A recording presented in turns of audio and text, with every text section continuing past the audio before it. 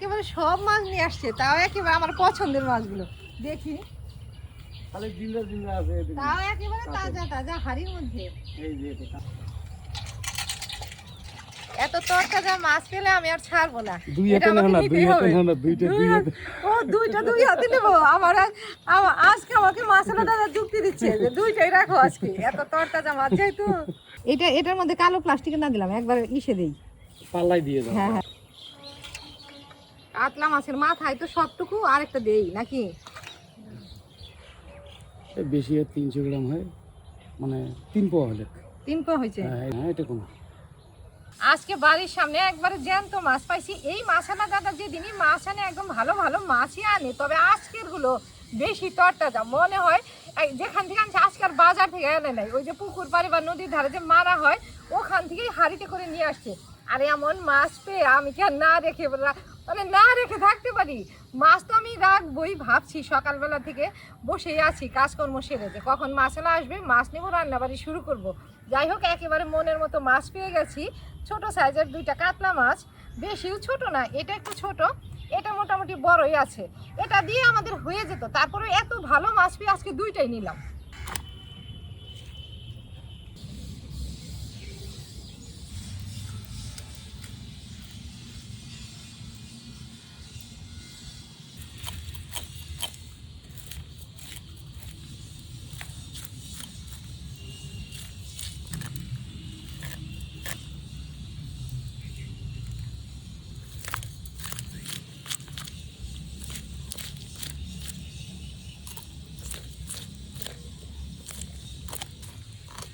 মাছের আঁশটাশ ছাড়িয়ে মাছগুলো কেটে নিয়ে আজকে এই মাছ পুরোটাই রান্না করবো। যদিও মানে পুরোটা রান্না না করলেও আমাদের হবে, মানে দুটোই রান্না করবো। দুটোই রান্না করবো। এই তরতাজা মাছ আর রাখবো না, মাথা টাথা দিয়ে রান্না করবো।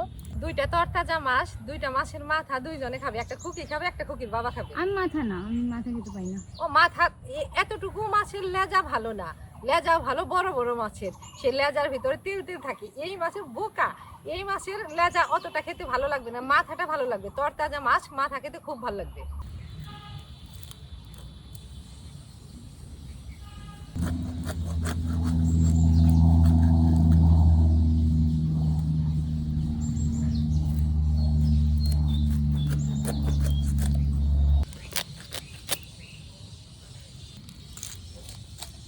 এই কানকো টানকো দিয়ে আগে আমার ঠাকুমা একটা চচ্চড়ি রান্না করে দিত, এটা যে খেতে কি ভালো লাগতো।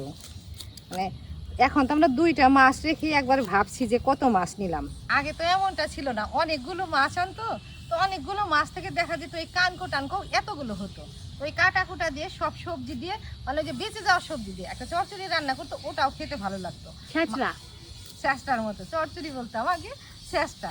যাই হোক, মাছের সলিড পিস রান্না করতো, সবজি টবজি দিয়ে ঝোল, আর ওগুলো দিয়ে চচ্চড়ি করতো।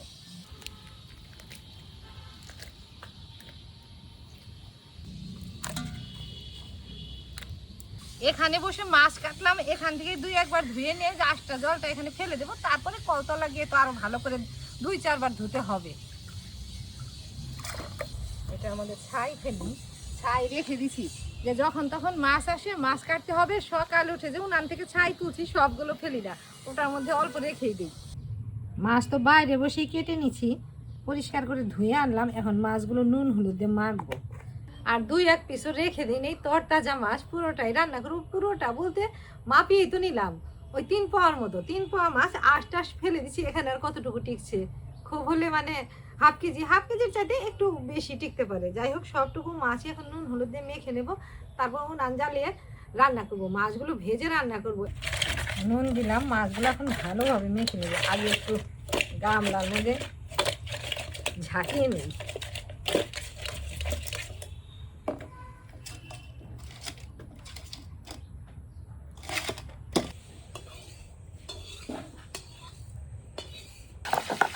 কড়াইতে মাছ ভাজতে দিচ্ছি, এদিকে মশলা ভেজে নেই। আগে মাথা লেগা দিচ্ছি,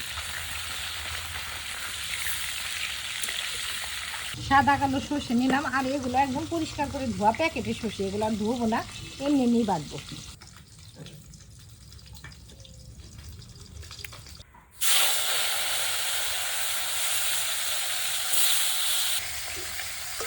সবগুলো মাছ এক একে ভেজে নিলাম। আর এগুলো তো দেশি কাতলা মাছ, এই মাছ অল্প অল্প ভাজতে হয়। চালানি হলে একটু বেশি করে দিলে কোনো অসুবিধা হয় না, একটার সাথে একটা লাগে না। তবে দেশি লোকাল মাছগুলো বেশি করে দিলে একটার সাথে একটা লেগে ভেঙে যায়। তাই জন্য 4 পিস পিস করে 3 বারে ভেজে নিলাম। মাছ ভাজা হতে হতে সর্ষে বেটে নিচ্ছি, সর্ষের সাথে কাঁচা লঙ্কা পেঁয়াজও বাড়ছি। আর এই যে ফোড়নে একটু বেশি করে পেঁয়াজ দেবো, ফোড়নের পেঁয়াজগুলো ফোলে নেই। আর দেবো ছোট সাইজের 2টা টমেটো। এই টমেটো আর বেটে দেবো না, তবে ছোট ছোট করে কেটে দেবো।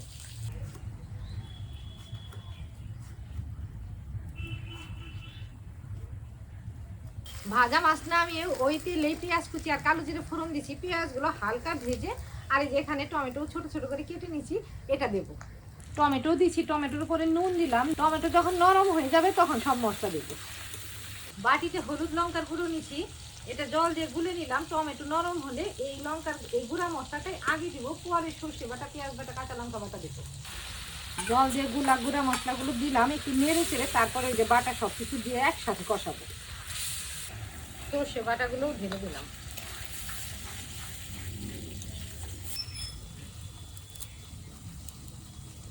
সব মশলা একদম ভালোভাবে কষিয়ে নিলাম।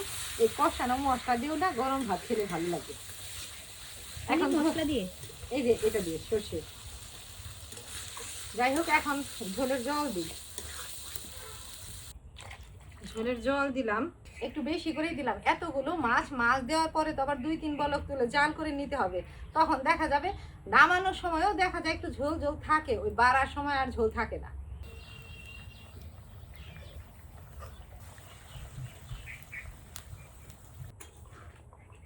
ঝোলটা বলক তুলে 2-1 বলক তুলে যে ভাজা মাছ একবারে ঢেলে দিলাম।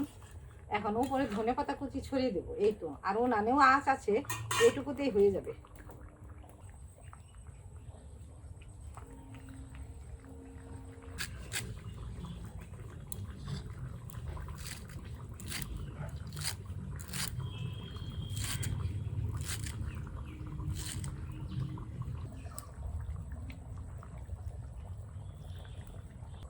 ধনেপাতা কুচি ছড়িয়ে দিছি।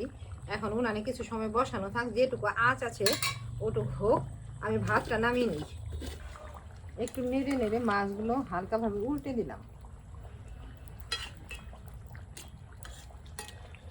রান্না হয়ে গেছে, এখনই ঢেলে দেই।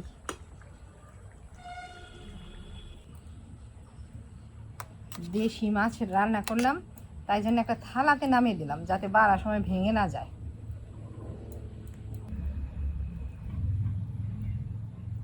গরম গরম থালাতে ভাত বেড়ে দিলাম, একটা মাথা আর একটা চাকা। দেশি মাছ এগুলো 2-1 পিস বেশি খেলেও কোনো অসুবিধা নাই, খাওয়াইয়া বরঞ্চ আরো ভালো।